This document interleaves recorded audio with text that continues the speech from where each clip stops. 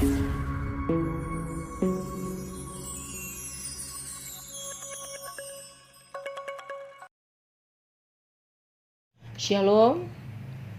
Jemaat yang dikasihi Yesus Kristus, firman Tuhan menyapa kita pada hari ini dari kitab Mazmur 130 ayat 7. Berharaplah kepada Tuhan, hai Israel, sebab pada Tuhan ada kasih setia, dan Ia banyak kali mengadakan pembebasan. Demikian firman Tuhan. Jemaat yang dikasihi Yesus Kristus, Mazmur 130 ini masuk dalam kumpulan nyanyian ziarah. Nyanyian ziarah bukan bermaksud nyanyian yang dinyanyikan di kuburan, melainkan suatu kumpulan nyanyian yang biasa dinyanyikan orang Israel, dalam hal ini suku Lewi. Manakala mereka naik ke Bukit Sion di Yerusalem, tempat mereka menyembah Allah sebelum sinagoge dibangun. Di Bukit Sion ini, umat bersama-sama mengadakan penyembahan kepada Allah.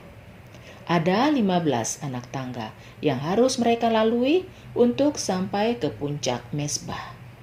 Maka setiap melintasi anak tangga tersebut, setahap demi setahap mereka menyanyikan mazmur ziarah.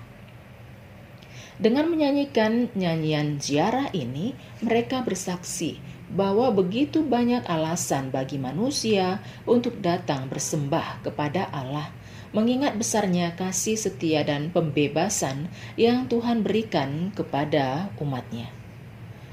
Pada ayat 1 di atas nats ini dikatakan pemazmur mengalami masalah yang besar, seperti berada dalam jurang yang dalam.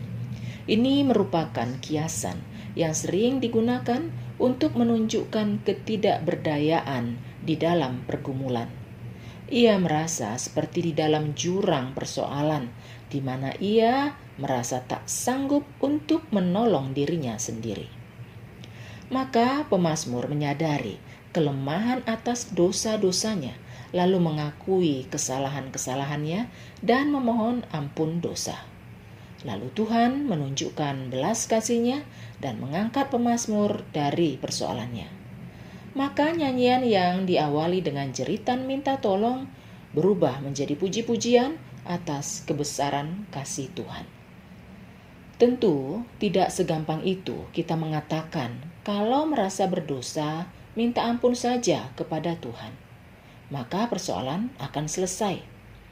Perlu ada sikap yang aktif, yaitu mengubah perilaku diri dan lebih menghargai waktu yang masih Tuhan berikan untuk merubah perbuatan-perbuatan yang tercela. Mazmur 130 ini termasuk salah satu mazmur yang paling berpengaruh dalam kehidupan rohani orang-orang Kristen di sepanjang sejarah. Martin Luther sendiri dikenal sebagai salah satu tokoh gereja yang menyukai mazmur ini.